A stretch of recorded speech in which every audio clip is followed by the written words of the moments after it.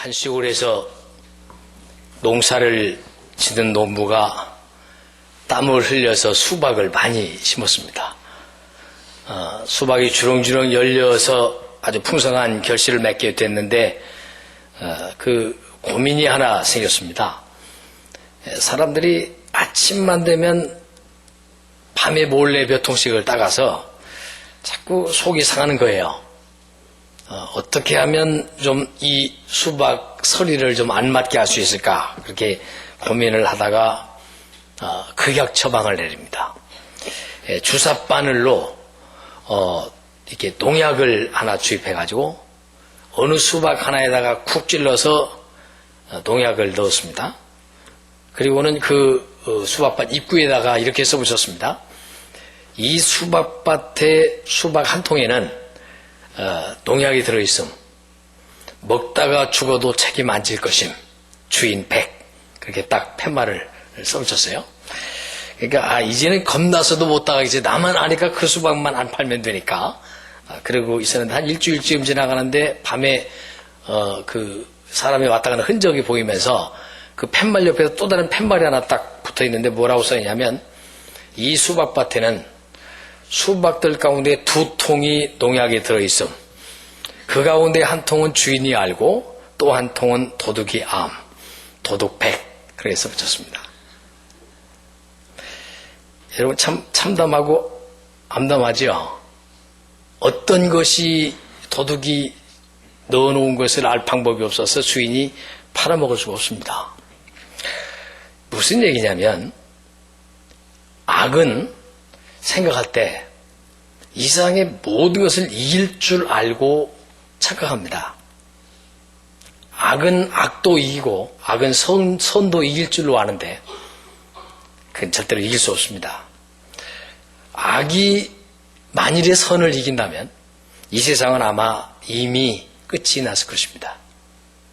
그런데도 불구하고 사탄은 계속해서 우리 사람들의 마음속에 악이 악으로 이길 수 있고 또 선마저도 이길 수 있을 것이라고 충동질해서 사람들의 마음을 흔들어 놓습니다. 그런데 하나님께서는 분명히 성경에 말씀하시기를, 악은 절대로 악 스스로가 모든 것을 이길 수 없다. 오직 선만이 악을 이길 수 있다. 그래서 하시는 말씀 중에 우리들에게도 선으로 악을 이겨라 라는 공식을 재확인시켜 주셨습니다. 하나님의 사랑이 우리 인간들을 향해서 주셨을 때 그건 선이었고요. 또 사탄이 우리들 마음속에 준 마음은 악이었습니다.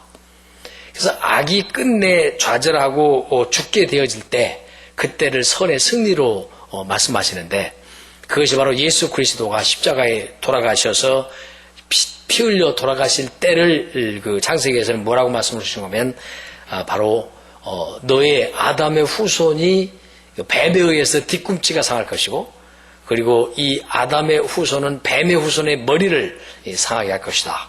말씀하심으로써 이렇게 투쟁이 어차피 있을 것이다, 선과 악이. 그런데 악은 머리가 깨지는 완패를 당할 것이고 선은 뒤꿈치를 상하는 정도의 피해를 입을 것이다. 말씀하셨던 것이 그대로 이루어져서요, 우리 주님이 우리들 속에 오셔서 우리의 영혼 속에, 우리의 육체 속에 오셔서 우리를 선으로 악을 이길 수 있는 능력을 주셨습니다. 그래서 우리 속에 있는 악을 물리치고 추하고 부끄러운 것들을 다 제거하고 주님의 승리가 이루어질 것을 말씀하셨어요. 그래서 선의 승리, 선을 따라가는 방법, 이것을 가르쳐서 우리는 순수하신 하나님을 닮는 순수 인간, 순수 이성, 순수 감정, 순수 영혼이라고 이제 설명을 하고 있죠. 영국의 시인인 그 키츠가 이런 말을 했습니다.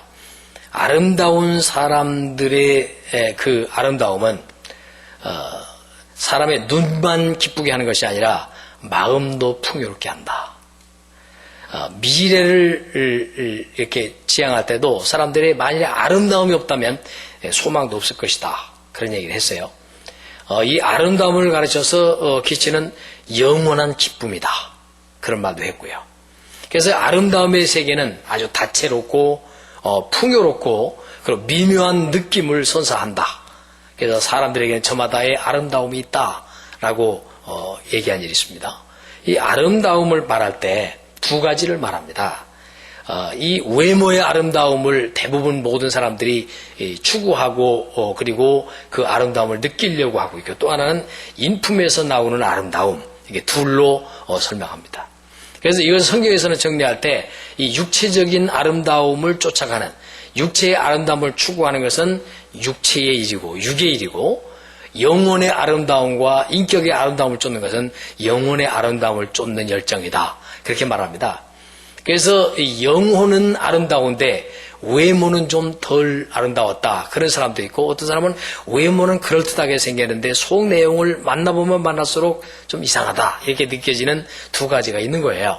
그래서 성경에서 말씀하실 때는 이렇게 말씀하시죠. 외모를 전혀 다듬지 말라, 아름답게 하지 말라고 하신 일은 없습니다. 그래서 내 외모만 아름답게 하지 말고 내 속사람도 아름답게 하라, 이런 권고가 성경에 대단히 많이 기록되어 있습니다. 이 두 가지 다 다듬어졌을 때의 아름다움. 그래서 인품의 미와 외모의 미는 그 다른 사람을 행복하게 해줄 수 있다. 자기 자신이 행복한 것은 더 말할 여유가 없고 당연히 다른 사람을 행복하게 기쁘게 해줄 수가 있다, 이렇게 말씀하고 있습니다. 철학자 칸트도 그래서 이런 말을 했습니다. 사람들에게 가져다 주는 미가 외모로 주는 육체적인 미도 있지만 이 정신에서 주어지는 미, 그 교양에서 나오는 미, 그것은 너무너무 아름다워서 칸트는 이 만족을, 그 아름다움을 보고 느끼는 만족을 무관심한 만족의 감정이다, 그렇게 표현을 한 일도 있습니다. 그만큼 아름다움은 모든 사람들에게 요구되어지는 것이고 모든 사람에게 소망되어지는 것이라고 말할 수가 있겠죠. 톨스토이의 글 가운데 아주 이런 재미난 얘기가 있습니다. 자기 집에서 일하던 두 종이 하루는 서로가 막 싸움을 하는 소리가 나는 거예요, 마당에서. 그래서 큰 소리가 들리기에 톨스토이가 가만히 나가봤더니 종 두 명이서 아주 그냥 굉장히 싸움이 붙었어요. 그래가지고 왜 싸우냐고 뜯어말리고 물어봤더니 한 얘기가 서로가 상대방에게 별명을 붙여가지고 비난을 했다는 거예요. 그래서 막 싸움을 하는 걸 듣고 무슨 내용이냐 했더니 조금 빼빼하게 생긴 사람은 뚱뚱한 사람에게 이름을 붙이기를 별명을 곰이라고 붙이고, 또 뚱뚱한 사람은 화가 나니까 빼빼 많은 사람한테 원숭이라고 붙여가지고 이름을 안 부르고 서로가 야 곰아, 원숭아 이렇게 불러가지고 상대방의 비위장을 뒤집어 놓는 그런 걸로 싸움이 시작된 것을 봤어요. 그래서 그걸 얘기를 들은 주인이 그 불화를 중재시키느라고 이렇게 말했습니다. 빼빼하게 생긴 종에게 이렇게 말했습니다. 너 저 사람을 곰이라고 별명을 붙여줬지, 좀 뚱뚱하다고 해서 곰은 아니란다. 그런데 내가 저 사람이 곰이기 때문에 곰이라고 부르게 된 게 아니다. 내 마음속에 곰과 같은 마음이 도사리고 있어서 너를 싫어하는 마음이 있기 때문에 상대방을 곰처럼 이렇게 투사해서 그 사람을 비난함으로써 내가 자유함을 얻으려고 하는 것 때문에 그런단다. 그러니까 상대방이 곰이 아니라 내가 곰이야. 그리고 곰같이 되어진 사람에게는 또 이렇게 말했습니다. 내가 상대방을 원숭이라고 말했지, 사실은 그 상대방 빼빼 많은 사람이 원숭이가 아니고 내 마음속에 원숭이 같은 마음이 있는 거야. 그래서 그 원숭이 같은 마음이 자기를 싫어하는 마음이기 때문에 자기가 가장 싫어하는 기분 나쁜 부분을 가지고 있어서 그것을 상대방에게 투사시켜서 그걸 전가시키고 자유를 얻으려고 하는 그런 악한 마음이 있는 거야. 그러니까 더 이상 싸우지 말고 별명 부르지도 말고 상대방 비위장 뒤집히지 말고 내 마음을 다스려라. 내 마음만 깨끗하게 한다면 모든 사람이 너를 좋아하게 된단다. 이게 톨스토이 글 중에 나오는 아주 중요한 내용이 되어져요. 오늘요, 본문에서 나오는 얘기를 하나님이 왜 기록하셨을까? 나만 장군, 그리고 엘리사, 그리고 나만 장군의 아내의 조그만 몸종이었던 한 소녀, 그리고 엘리사의 시중을 들던 게하시, 4명의 사람이 본문에 등장이 돼요. 그래서 오늘 우리는 시간상 14절까지만 읽었지만 사실은 27절 마지막까지 읽어야 모든 내용을 정리할 수 있어요. 그런데 이 4가지 인물을 간단하게 살펴보면서 하나님이 우리에게 주시고자 하는 교훈과 축복은 뭐냐, 그걸 살펴보려고 하는 거예요. 그러면 맨 처음에 나만 장군의 집에서 그 부인의 시중을 들고 있는 조그만한 소녀를 한번 살펴보겠습니다. 그 사람은요, 그 환경과 조건이 불행의 문만 열려 있습니다. 다시 말하면 행복의 문이 없는 소녀였어요. 아람 군대가 쳐들어와 가지고 사람들을 포로로 잡아갈 때 이 어린 소녀를 잡아갑니다. 얼마나 불행했겠어요. 고향을 떠난다는 것, 그리고 정든 사람의 곁을 떠난다는 것, 부모를 떠나고 그리고 형제를 떠나서 홀로 외롭게 동떨어진다는 것, 그것보다 더 큰 고문은 없을 겁니다. 그런데다가 대우받는 것이 아니라 한 집에 노예로 팔려가서 종살이를 한다고 하는 이 불행한 여종은 이 어린 소녀에게서는 견딜 수 없는 아픔이었습니다. 그에게 열려있는 문이라는 건 오직 불행과 슬픔과 아픔뿐의 문이 열려있을 뿐입니다. 그리고 행복의 문은 꽉꽉 닫혀 있었습니다. 그런데 놀라운 일이 벌어집니다. 이 소녀의 그 삶 속의 한 단면을 하나님이 들여다보시는데 그는 하나님을 향한 문을 열었습니다. 하나님께서 주신 위로, 하나님을 의지하고 사는 행복, 하나님의 그 관심과 사랑을 가지고 있는 그 믿음의 문을 열어서 그 주인이 문득병에 걸렸을 때 그에게 특별한 처방이 있는 엘리사에게 연결시켜주는 굉장한 그 자비를 베풉니다. 우리 생각할 때 이럴 거 아니겠어요? 나를 이렇게 잡아간, 그리고 우리 조국을 물리쳤던 저 원수의 나라의 저 수장, 저 사람이 바로 우리를 비참하게 만든 그 장본인이 바로 나만 장군인데, 근데 저 장군이 문득병에 걸려 죽었다 그러면 얼마나 고소하고 저게 죽으면 우리의 민족의 원수가 죽겠다, 그게 좋아할 거 아니겠어요? 근데 놀라웠게도 그런 보복의 그런 현장 앞에서 하나님의 은혜를 힘입어서 그에게 자비를 베풀 수 있는 하나님의 마음을 여옵니다. 그걸 축복의 문이라고 말합니다. 능력과 행복으로 가는 문이라고 말합니다. 얼마나 놀라운 소녀인지 모릅니다. 그 소녀는 이미 하나님 앞에서 복을 받은 사람이고 악을 악으로 갚는 것이 아니라 악을 선으로 갚은 승리하는 참으로 위대하고 자랑스러운 그 여종의 모습을 성경에서 기록하고 있는 거예요. 무능하고 못나고 추한 사람일수록 악을 악으로 반드시 갚습니다. 그리고 선으로 악을 이기려고 하는 의자는 전혀 없기 때문에 악한 사람이라고 말하는 것입니다. 그런데 정말 선한 사람은 그 악을 선으로 갚는 그 모습을 통해 하나님이 큰 교훈을 주고 계십니다. 너무 멋지죠? 우리 삶에서 혹시 우리도 하찮은 어떤 그 원망이나 원한이나 어떤 미움 때문에 하나님이 우리에게를 향하는 축복의 문을 가로막고 있지는 않은지, 오히려 축복의 문을 열고 저주의 문을 막아야 될 그 재료를 가지고 오히려 축복의 문을 가로막고 저주의 문을 열어놓지는 않는지, 그래서 살펴봐야 할 교훈이 오늘 본문에 있다고 하나님이 말씀해 주고 계십니다. 그래서 골로새서 같은 데 보면 종들아, 모든 일에 육신의 상전들에게 순종해라. 사람을 기쁘게 하는 사람같이 눈가림하고 앞과 뒤가 다르게 처신하지 말고 오직 주님을 두려워하면서, 너를 내 마음까지 들여다보시는 주님을 두려워하면서 성실한 마음으로 일해라. 무슨 일이든지 마음을 다하여 주님께 하듯 하고 사람에게 하듯 하지 말라고 골로새서 3장 22절로 23절에 권고해 주고 계시잖아요. 오히려 명령하고 계시잖아요. 이게 축복의 문이 열리는 하나님의 명령입니다. 저주의 문을 닫히게 하는 하나님의 명령이 여기에 들어있다는 사실을 가르쳐주고 있습니다. 두 번째 나오는 인물은 누구냐? 그것은 바로 나만 장군입니다. 그런 굉장한 사람이죠. 전혀 하나님을 모르는 사람이 아닙니다. 오늘 성경 본문에 보면 여호와께서 그 나만 장군을 사용하신 내용이 나오게 됩니다. 그래서 여호와께서 전에 이 나만으로 말미암아 아람을 구원케 하셨다라고 기록하고 있죠. 1절에. 와, 여호와께서 나만을 쓰셨다. 대단한 일이잖아요.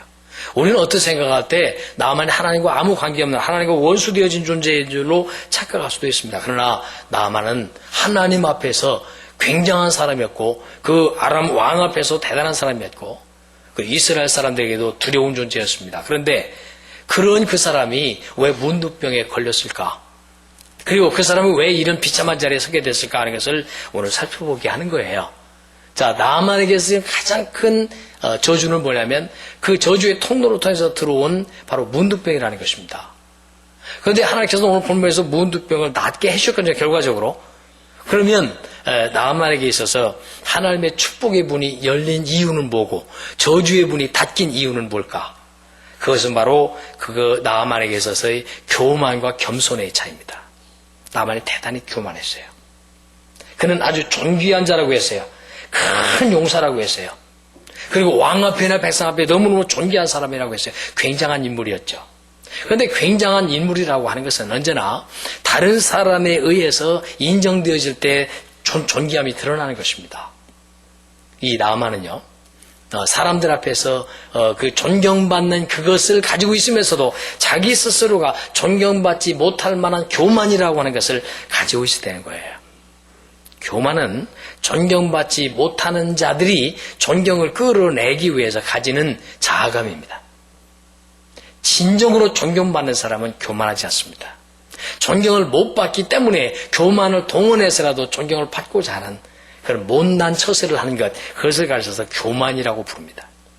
나아만은 그 존경을 받고 있음에도 불구하고 그 교만을 누구 앞에 교만했냐면 하나님 앞에, 그 선지자 엘리사 앞에 교만했습니다. 자, 왕의 친서까지 받았습니다. 그래가지고 이스라엘의 왕에게 이 친서를 가지고 당당하게 장군의 모습으로 옵니다. 굉장한 총사령관이 오게 되니까 대단한 존재였겠죠.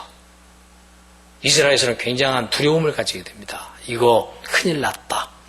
전쟁을 일으키기 위해서 빌미를 만드는 작전이구나. 왕은 두려워합니다. 그때 엘리사가 있음을 하나님께서 부각시키시고, 그리고 그 일을 통해서 하나님이 살아계심을 보여주고, 그리고 하나님의 능력을 나타낼 수 있는 기회로 하나님이 쓰신다는 거죠. 나아만이 교만했습니다. 하나님 앞에도 교만했고 엘리사 앞에도 교만했습니다. 엘리사가 자기에게 이렇게 해주길 바랐습니다. 자기가 딱 나타나면 맨발로 뛰어나와서 자기 앞에 서서 혹은 엎드려서 자기에게 굉장한 성의를 앞에 풀고 최선을 다해서 자기를 아주 존귀케 해주기를 바랐습니다. 그는 자기가 문둥병 환자라는 사실을 까맣게 잊고 있는 겁니다. 그가 하는 처세가 자기에 만족하지 않다는 것입니다.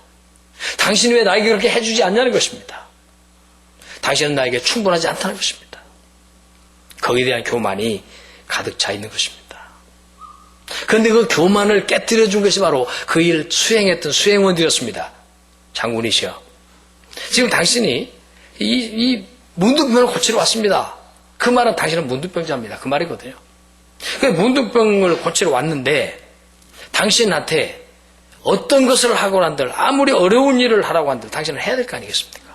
그런데 하물며 요단강에 가서 7번 물로 씻고, 그러고 나서 씻고 병에서 녹이라고 하는 이것, 그 쉬운 거 하나도 못한단 말입니까? 그리고 그의 교만을 질책합니다.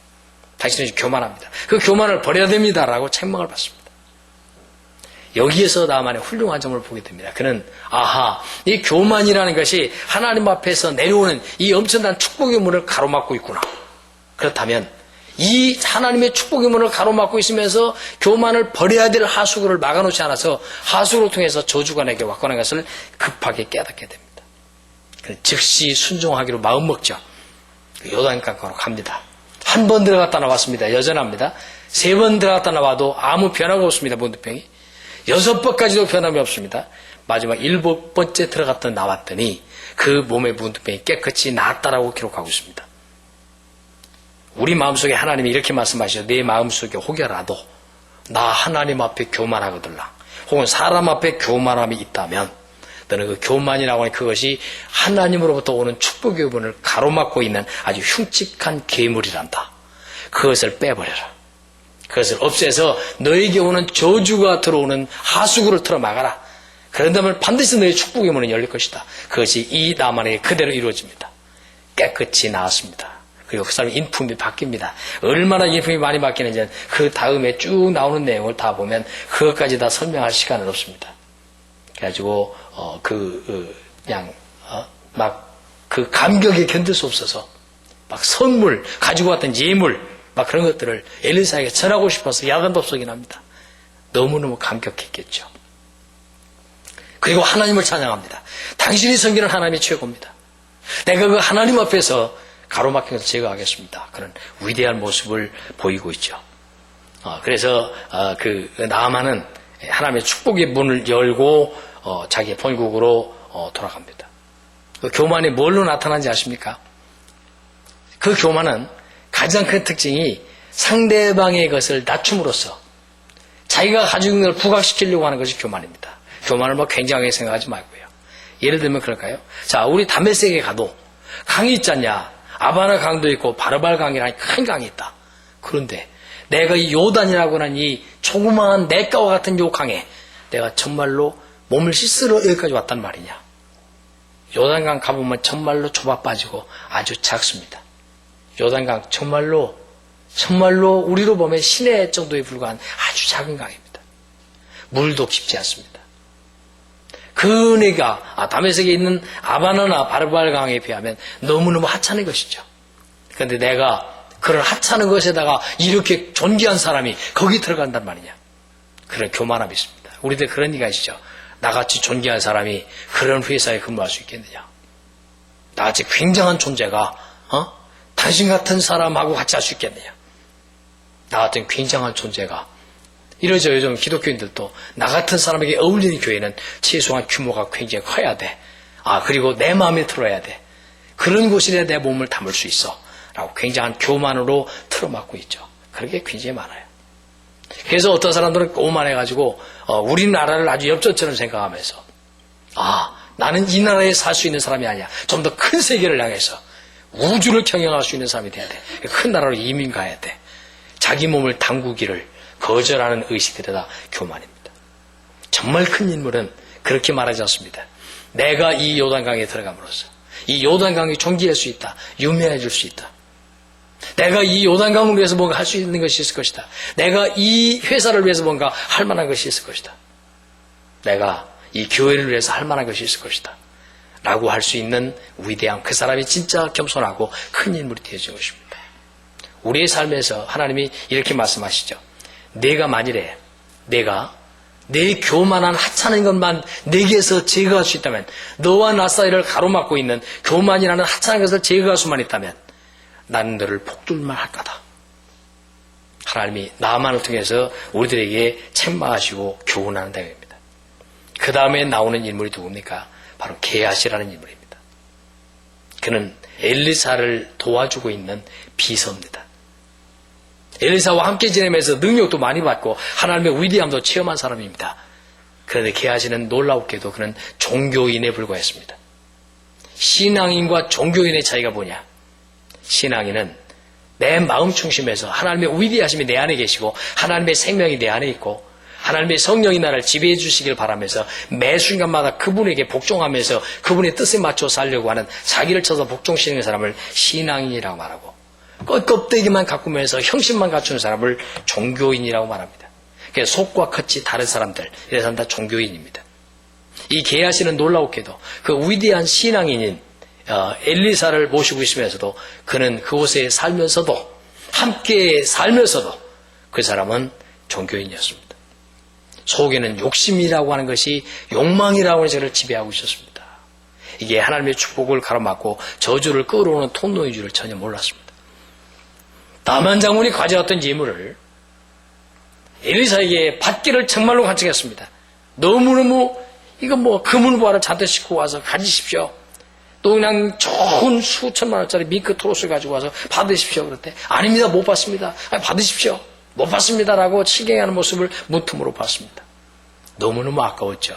이 가난한 선지자, 이 가난하고 이 찌들리고 이 해답이 없는 것 같은, 이 세상의 가장 실패자 같은 이 선생님, 저것만 있으면 얼마나 편안하게 살 수 있는데, 저것만 있으면 얼마나 융숭하게 살 수 있는데, 그걸 거절한 선생님이 너무 불만이었습니다. 나라도 행복해야 되겠다. 저 선생님은 그대로 가라고 하라. 그리고 떠나가는 그 나만 장군의 일행을 쫓아갑니다. 웬일이냐 물었을 때 선생님이 가져오라 하십니다. 거짓말하면서 욕망으로 자기 인생을 저주를 끌어듭니다. 어떻게 됐어요? 그걸 받아가지고 왔을 때 엘리사가 어디 갔다 왔느냐고 할 때 그 거짓말까지 합니다. 거짓말.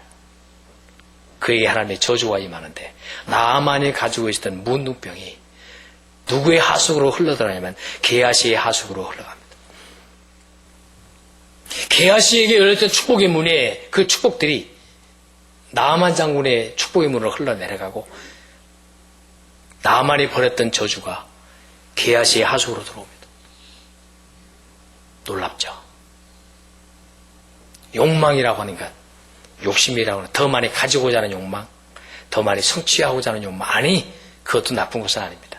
인간에게 그런 필요가 있으니까요. 그러나 하나님이 주시지 않은 것으로 받는 욕망, 하나님이 함께 해주지 않은 것으로 이루는 성취, 하나님이 예스 해주지 않는, 동의해주지 않는 인간의 성취나 인간의 욕망들은 반드시 저주가 함께 묻어들어올 수 있다는 사실을 가르쳐주고 있는 것이 오늘 본문입니다.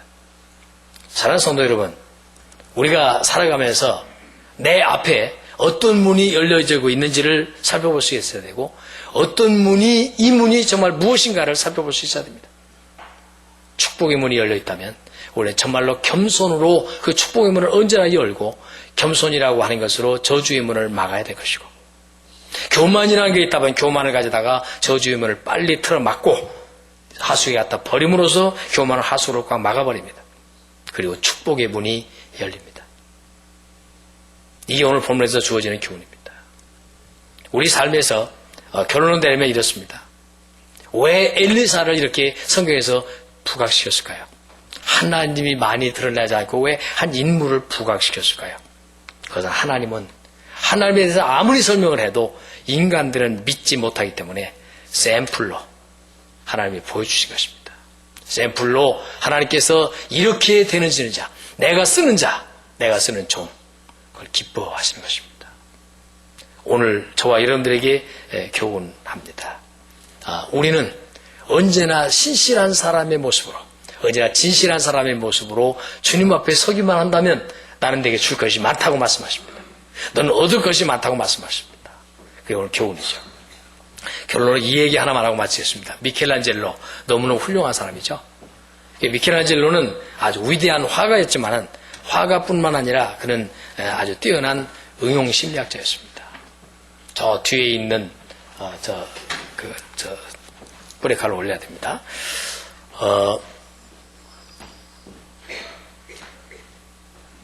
미켈란젤로가 굉장히 훌륭한 화가였죠.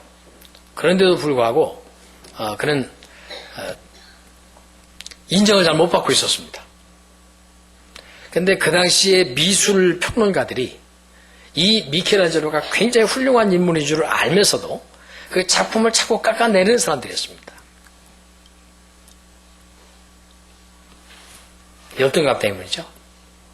미켈란젤로가 점점 유명해질수록 배가 아프고 미켈란젤로가 잘 되어질수록 그는 견딜 수가 없었습니다. 그래서 언제든지 평론가들은 그 미켈란젤로의 작품을 언제나 깎아내리고 무시하고 짓밟아서 그의 작품을 형편없는 작품으로 늘 만들어냈습니다.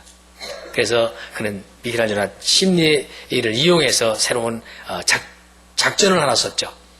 그게 뭐냐면 그 당시에 미술평론가들이 진기한 미술작품을 찾아내기 위해서 겉보기에는 싸구려 같지만 실제로는 아주 오래된 폐물 같은 그런 것을 뒤져가지고 정말로 오래된 고미술품을 구하해서 그것을 아주만 부각시킨다는 사실을 알았습니다.